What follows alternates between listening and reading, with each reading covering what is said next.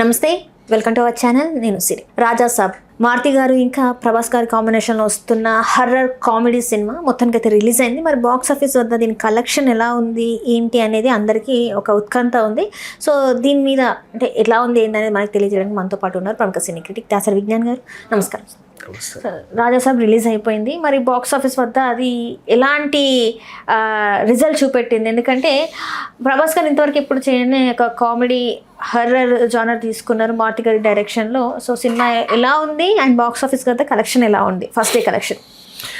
First of all కావాలని సినిమాలను negative చేసే వాళ్ళని నేను చూస్తున్న పొద్దుటి నుంచి. నైట్ షో పడింది, యాక్చువల్గా ఒక టైంకి షో పడాలట, ఏదో కొన్ని కారణాల వల్ల పడలా.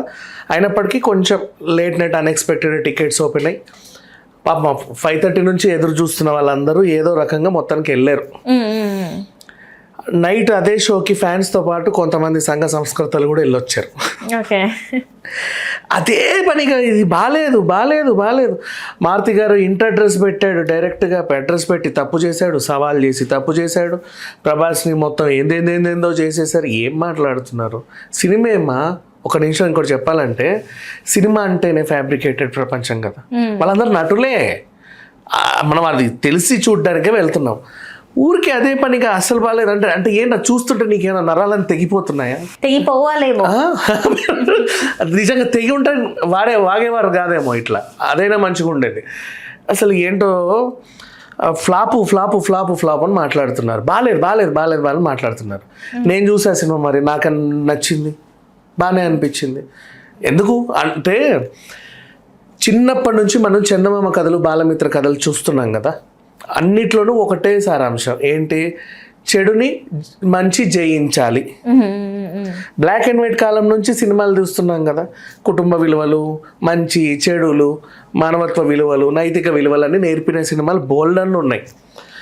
ఆ తర్వాత వీళ్ళు ఏంటి, మనం గతంలో మాట్లాడుకున్నాం, హీరో చుట్టూ తిరిగే కథలకి అలవాటు పడిపోయి ఇప్పుడు ఏ కంటెంట్ వచ్చినా ఏదేదేదో అనుకుంటున్నారు. ఇంకొకటి కొత్తదనం అంటే ఏం కొత్తదనం కావాలి నీకు?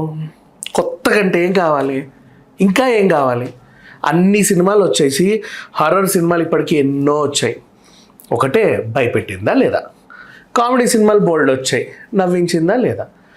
ఈ హారర్ కామెడీ ఏంటంటే ఒక టైప్ ఆఫ్ డార్క్ కామెడీ ఉంటుంది. డార్క్ కామెడీ ఏంటి?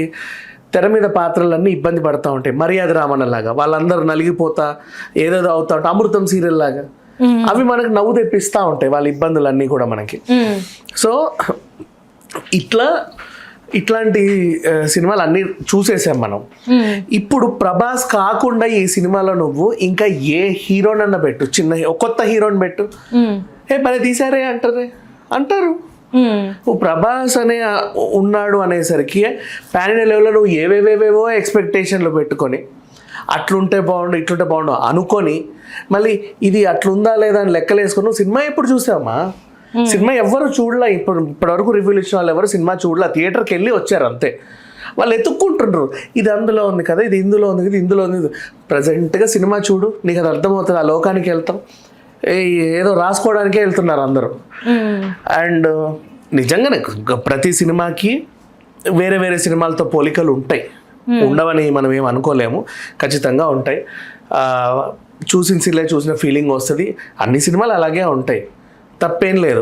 కుటుంబంతో కలిసి చూసే సినిమా అమ్మ. నీకు అనగనగా ఒక ధీరుడు సినిమా గుర్తుందా? సిద్ధార్థ్ ఇంకా శృతి హాసన్, మంచి సినిమా అది, నీతిమంతమైన సినిమా. మళ్ళీ నీతులు చెప్తే నచ్చవు కదా, అంతే. ఇది కూడా ఏంటంటే మన సంజయ్ దత్కి ధనదాహం ఎక్కువ. జమీందార్ అమ్మాయి రాజకుమారినే పెళ్లి చేసుకుంటాడు డబ్బు కోసమే, కానీ పాప మా అమ్మాయి తెలీదు, ఆమె నిజంగానే ప్రేమించే పెళ్లి చేసుకుంది. ఆ తర్వాత ఇప్పుడు జనరేషన్లోకి వచ్చింది, వీళ్ళ తల్లిదండ్రులు ఎవరు లేరు, డైరెక్ట్ బామ్మ మనవడే ఉన్నాడు. ఈ బామ్మకి ఏంటి, ఆల్జీమర్స్, అన్ని మర్చిపోతూ ఉంటుంది. కానీ ఒక విషయం గుర్తుపెట్టుకుంది బలంగా, మొగుండి. అమ్మమ్మని తాతయ్యని ఎట్లాగైనా కలపాలన్న మిషన్తో హీరో బయలుదేరాడు. అలా అనుకోకుండా ఇక ప్రతి హారర్ సినిమాలో ఖచ్చితంగా ఒక బంగ్లాకి అయితే వెళ్ళి ఇరుక్కోవాలి కదా. అలా మీరు సెట్ అంతా కవర్ చేశారు కదా అందరు యూట్యూబర్లు అప్పట్లో. ఆ సెట్కి వెళ్ళాం. వెళ్ళి హారర్ కామెడీ కాబట్టి ఏదో కారణం చేత హీరోయిన్లను పట్టుకెళ్ళాలి, నలుగురు కమెడియన్లను కూడా పట్టుకెళ్ళాలి. ఇక అందులో వాళ్ళు ఒక్కొక్కరు ఇబ్బంది, ఒక్కొక్కరు తలహాల సినిమా నెట్టుకుంటూ వచ్చి అసలు ఆ భయానికి కారణం ఏంటి అనే అంశాన్ని ఇంటర్వెల్లో తెలుసుకొని ఎందుకు భయపెడుతున్నాడు, అతని మోటివ్ ఏంటి అనేది ఫ్లాష్ బ్యాక్ ఏదో వేసుకొని తర్వాత క్రియేటివ్గా క్లైమాక్స్తో ఎండ్ చేస్తారు. అయినప్పటికీ ఏదైనా డౌట్ ఉందనుకో వాళ్ళకి ఏంటా అని సేఫ్ జోనర్స్లో పార్ట్ 2 అనౌన్స్మెంట్ చేసి వదిలేస్తారు. అంతేగా, మనం కూడా అలవాటు పడాలి వీటికి, అంత మించి ఇంకేం లేదు. ఇప్పుడు ఏమైంది, కుటుంబంతో సహా అందరూ కూర్చొని చూడడానికి అన్ని ఎలిమెంట్స్ దీంట్లో ఉన్నాయి. నిజంగా చాలా బాగుంది. క్లైమాక్స్ ఇప్పటివరకు ఏ హారర్ జోనర్లో రాని ఒక డిఫరెంట్ టైప్ ఆఫ్ క్లైమాక్స్ని వీళ్ళు ఎంచుకున్నారు. ఇక పోలికలు అంటావా, లోతైన బావిలో నుంచి ఏదన్నా వస్తే నీకు తుంబాడు గుర్తు వస్తుంది. విలన్ అంటున్నా మన అతను విలన్ కాదు యాక్చువల్గా చెప్పాలంటే, బట్ ఆ ధనదాహం క్యారెక్టర్ చూస్తే నీకు పశుపతి గుర్తొస్తాడు. అంటే ఏదోటి చెయ్యాలనే టైంలో ఈ నక్షత్ర పూజలన్నీ నేర్చుకొని పెద్ద ఇదిగా అవుతాడు. సో అట్లా అది గుర్తొస్తుంది. డబ్బు దాచే విషయాల్లో కొంచెం నీకు అలీబాబా 40 దొంగలు, ఇంకేమున్నాయి, ఒక వాయిస్ ఓవర్ కైండ్ ఆఫ్ భయపెట్టేది థీమ్ ఏమో నీ కిష్కిందపురి. ఇవన్నీ గుర్తు వస్తాయి, రావని కాదు. అన్ని ఏ సినిమా చూసినా ఏదో ఒక సినిమా ఇది అందులో ఉంది ఇందులో ఉంది కదా అనిపిస్తాయి. ఇంకా చెప్పాలంటే ఈ హారర్ కామెడీ సినిమాలు అన్నింటిలోనూ ఇంచుమించు ఆ కమెడియన్లే రిపీట్ అవుతా వస్తారు, వాళ్ళే మళ్ళీ మళ్ళీ మళ్ళీ మళ్ళీ మళ్ళీ. సో అలా ఉంటుంది. బట్ ఇబ్బంది పెట్టే సినిమా అయితే కాదు, కొత్త తరహాలోనే తీశారు. ఇంకా చెప్పాలి అంటే నౌ టెక్నికల్ వాల్యూస్ విధంగా విఎఫ్ఎక్స్ పరంగా అన్నీ బాగున్నాయి. విఎఫ్ఎక్స్ చాలా బాగుంది, ఏమి ఇబ్బంది పెట్టదు నిన్ను. గ్రీన్ మ్యాట్లో తీసిన ప్రతి వర్క్ చాలా బాగుంది. ఆ డిఐ కలరింగ్ బాగుంది, కెమెరా పనితనం బాగుంది. ఇబ్బంది పెట్టింది అంశం అంటే ఏంటంటే అది సినిమాటిక్ లిబర్టీ తీసుకుంటారు కొంతమంది డైరెక్టర్లు. ఎందుకంటే ఆ హీరో నుంచి ఫ్యాన్స్ ఆశించే ఎలిమెంట్స్ కొన్ని ఉంటాయి కదా, అందుకు రొమాన్స్ కోసం 3 హీరోలను పెట్టుకున్నారు. ఈ ఇబ్బంది ఏంటంటే బంగ్లా పాతది కదా, కమెడియన్లు ఏమో వచ్చిన రోజు నుంచి అవే బట్టలు వేసుకొని చిరిగిపోయే వరకు ఇట్లాగే ఉంటారు. హీరోయిన్లు ఏమో గంట కొట్టేసి మారుస్తూ ఉండేసరికి కొంచెం ఆ ఫీలింగ్ పోద్ది. But it's okay, cinematic Liberty, దాన్ని ఏమి అనలేం.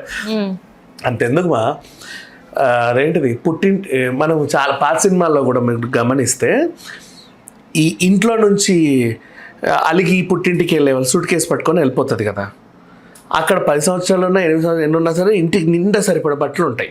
రోజు ఒక చీర మారుస్తూ ఉంటుంది హీరోయిన్, నువ్వు తీరా చూస్తేనేమో ఒక సూట్ కేసే ఉంటుంది. మరి అవి కామన్, సినిమాటిక్ లిబర్టీ అంటే అంతే. సో అది ఒకటి తీసుకున్నాడు, దాన్ని ఏం తప్పుగా కూడా ఏం అనుకోలేమ్మా. ఆ మాత్రం చూపించాలి కదా రొమాన్స్ అది ఇది. ఈ మాళవిక మోహన్కి ఏమో ఒక మంచి క్యారెక్టర్ అయితే పడింది, అంటే తర్వాత ఒక యాక్షన్ ఎపిసోడు. రిద్దిక్ పాపం ఫస్ట్ హాఫ్లో ఎప్పుడో కనబడి తర్వాత ఒక పాట కోసం ఆమెని తీసుకొచ్చారు. ఇంకా ఇంతే, ఇట్స్ ఓకే. నిజంగా క్లైమాక్స్ సినిమా అన్నీ కూడా కొంత ఆమె పాత్ర కూడా ఉంది, పర్వాలేదు. చాలా క్యారెక్టర్స్ వచ్చాయి, చాలా కొంచెం క్లమ్జీగా ఉంది. అసలు ఎందుకు వస్తున్నారో ఎందుకు పోతున్నారో కొంతమంది అని చెప్పేసి అంత ఇబ్బంది ఏం పెట్టలేదు మా. అంతమంది కమెడియన్లు ఉన్నా కూడా అంటే పగలబడి ఇరగబడి నవ్వే అంత కామెడీ జనరేట్ అంటే ఉంటుందేమో అనుకున్నారు, కానీ అంత లేదు. బట్ ఇట్స్ ఓకే అమ్మా, ఫైన్. మరి ఈ దారుణమైన సినిమా అయితే కాదు ఇది. కూర్చున్నంతసేపు ఎందుకు కూర్చున్నాను నేను అని అర్థం కాకనంత అంత ఉన్న సినిమా అయితే కాదు. It's okay. అండ్ అన్నీ నీకు రిలీజ్ ట్రైలర్లు టీజర్ని చూపించాడు. ఒక చిన్న ఇబ్బంది ఏంటంటే తమన్ అనే మనిషి ఉన్నాడు కాబట్టి, ఈ మధ్య బాగా కొడుతున్నాడు కాబట్టి ఈయన హారర్ని ఏ రకంగా తీసుకెళ్తాడో అని ఎక్స్పెక్ట్ చేస్తారు జనాలు. ఆయన బ్యాక్గ్రౌండ్ స్కోర్ మరి అన్ని సినిమాలకు బిజీగా ఉండేసరికి దీనికి ఏమైనా టైం తక్కువ కేటాయించాడో తెలియదు, సరిగ్గా వాడుకోవాలి. సాంగ్స్కి అండ్ ఇవి కూడా కొంచెం ఉంది, అంతమించి ఏం లేదు. మరి ల్యాగు ఇది అది నథింగ్. ఒక మంచి సినిమా సింపుల్గా చూసిన ఫీలింగ్ అయితే హ్యాపీగా కలుగు. పండగ ఇంకా నువ్వు మీరందరూ బాగాలేదు పోకండి అంటే కలెక్షన్లు తగ్గవా మరి? అంటే ఫస్ట్ డే కలెక్షన్స్ అంటే ప్రభాస్ రేంజ్ కలెక్షన్స్ లేవంటారా? ఎందుకంటే కొన్ని సినిమాలు ఫస్ట్ డే చూసిన జనాలను మనం ఎప్పుడు పట్టించుకోవద్దు, వీకెండ్ అయ్యాక మాట్లాడుకోవాలి. మంచి పర్ఫెక్ట్గా వచ్చాడు. ఇంకోటి చెప్పనా అదృష్టం ఏంటో, తమిళనాడులో విజయ్ సినిమా పోస్ట్ పోన్ అయింది. ఫస్ట్ ఎక్కువ థియేటర్స్ అన్ని వీళ్ళకి ఇచ్చాడు విజయ్కి. అవన్నీ రీఫండ్ చేసేసరికి దీనికి కొంచెం కలిసి వచ్చింది. ఇంకొకటి చెప్పన, నార్త్లో ఇలాంటి సినిమాలు విచ్చలవిడిగా చూస్తారు. ప్రపంచవ్యాప్తంగా ప్రభాస్కి అభిమానులు ఉన్నారుగా. మీ 2 తెలుగు రాష్ట్రాల్లోనే ఈ సినిమా ఆడట్లేదని ఫీల్ అవుతున్నారా? పీక్ స్టేజ్ కలెక్షన్స్ వస్తాయి దీనికి, అర్థమైందా? నిజంగా చాలా కలెక్షన్స్ వస్తాయి. ఎందుకంటే హారర్ జోనర్లో స్త్రీ హిట్ బూల్ బులయ్య పార్ట్ 3 కూడా వచ్చింది. నిన్న తమా తీశారు. ఆ టైప్ ఆఫ్ జోనర్ ఇష్టపడే వాళ్ళకి అదేంటి ఈ లాంగ్వేజ్లో మీకు నసాగిసా అనిపిస్తే మిగతా లాంగ్వేజ్ వాళ్ళకి నచ్చుతాయి, చూస్తారు. పంజాబీ వాళ్ళు, బెంగాలీ వాళ్ళు, హర్యానా వాళ్ళు, మేఘాలయ వాళ్ళు, సిక్కిం, లద్దాఖ్ ఎంతమంది లేరమ్మా? ఈ 2 తెలుగు రాష్ట్రాల్లోనే రిలీజ్ అవ్వాలి ఆ సినిమా. మంచి కలెక్షన్స్ వస్తాయి. దీన్ని ఫ్లాప్ అనడానికి లేదు. సినిమా హిట్ ఫ్లాప్ అంటే ఇవాళ నీకు కావాల్సిన కలెక్షన్సే కదా ఈ రోజు మాట్లాడుకునేది. 100 days 175 days ఇప్పుడు లేవుగా. కలెక్షన్స్ వస్తాయి, మంచిగా వస్తాయి. మీరు పాడు చేయకుండా ఉంటే చాలా వచ్చే కలెక్షన్స్. అంటే చాలా వరకు నెగిటివ్ టాక్ తీసుకుంది సినిమా, నెగిటివ్ టాక్ స్ప్రెడ్. ముందు నుంచి నెగిటివ్ చేస్తున్నారు, ఇప్పుడు ఏమన్నా కొత్త చెప్పు. ముందు నుంచి నెగిటివ్ చేస్తున్నారు. మాతే సరిగా ప్రమోషన్స్ చేయకపోవడం వల్ల ఇదంతా. ప్రమోషన్స్ వీల్ చేసినంత ఎవరు చేశారు? ప్రభాస్ రేంజ్కి యాక్చువల్గా పెద్ద హీరోలు అందరూ ఒకే ఒక్క ప్రీ రిలీజ్ ఈవెంట్కి వస్తారు, అవునా? ప్రభాస్ రేంజ్కి అంతకు మించి హీరోయిన్లు అందరిని వేసుకొని ఆయన సందీప్ వంగతో ఇంటర్వ్యూ ఇచ్చాడు, చూసావు? ఫంక్షన్లు బోల్డ్ చేశారు. ఈసారి ఎప్పుడు లేండి 10 నిమిషాల పైన మాట్లాడాడు ప్రభాస్. మరి చూడు ఉంది ఏదో ఒకటి. మనం బోల్డ్ అంత ప్రమోషన్స్ చేసుకున్నారు వీళ్ళు. మిగతా వాళ్ళు అంటే ఒక అంశం లేదు. ముసలి గెటప్లో ఉన్న ప్రభాస్ సిగరెట్, ఆ ఉల్టా వెళ్ళే ఫైట్, అది లేదు. నీకు అది కావాలంటే పార్ట్ 2లో చూసుకోమని లాస్ట్ చెప్పారు. మరి పార్ట్ 2 ఉంది, ఇబ్బంది ఏం లేదు.